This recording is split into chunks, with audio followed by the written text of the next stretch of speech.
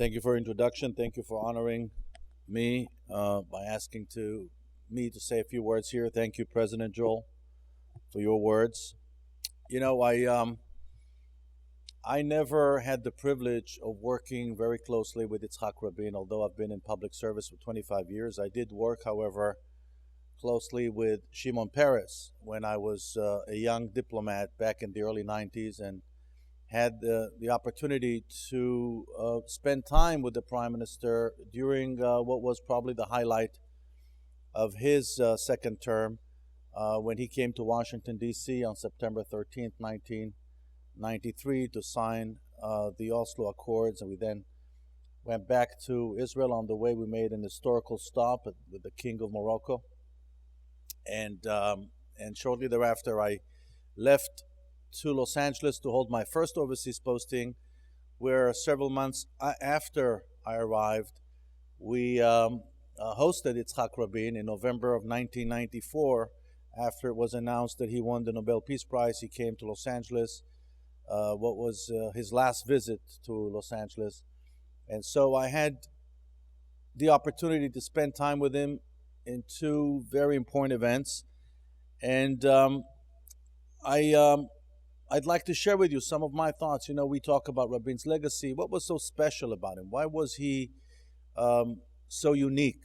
I'd like to share with you some of my thoughts, again, based on my very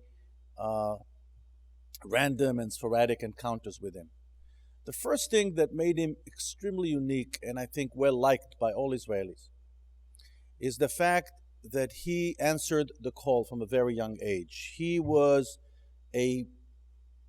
the epitome of the term responsibility.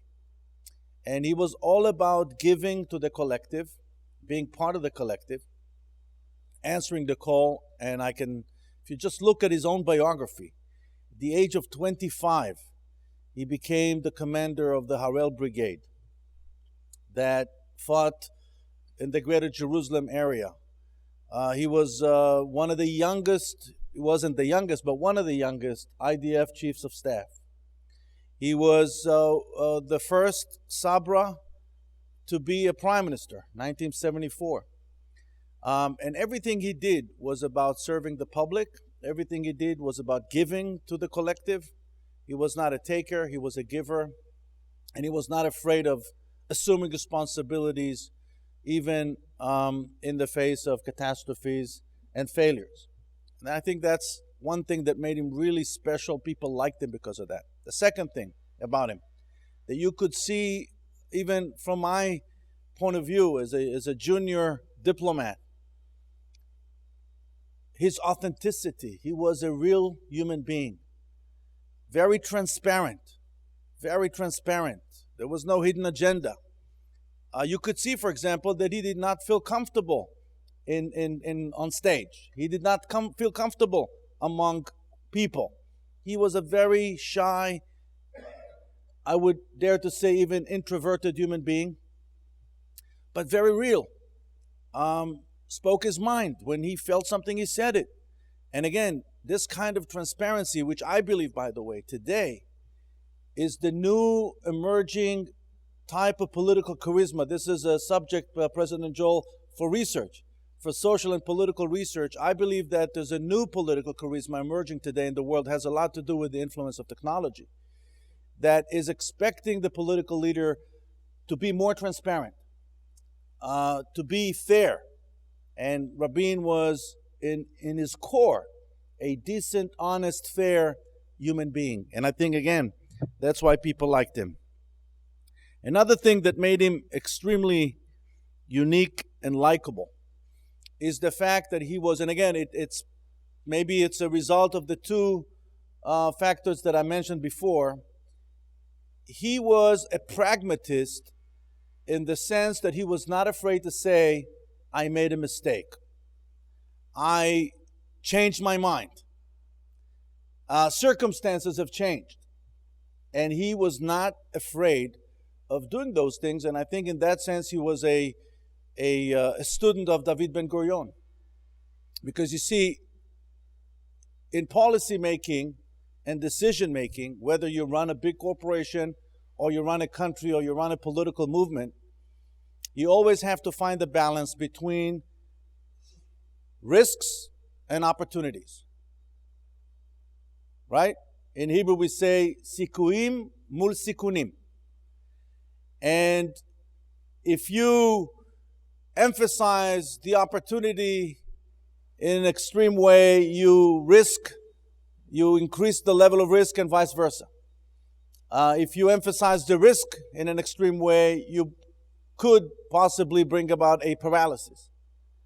And Rabin was very careful to make sure, and I think he himself was the embodiment of this balance between understanding in a very profound way Israel's security needs, but also looking at the same time for the opportunity to allow Israel to grow.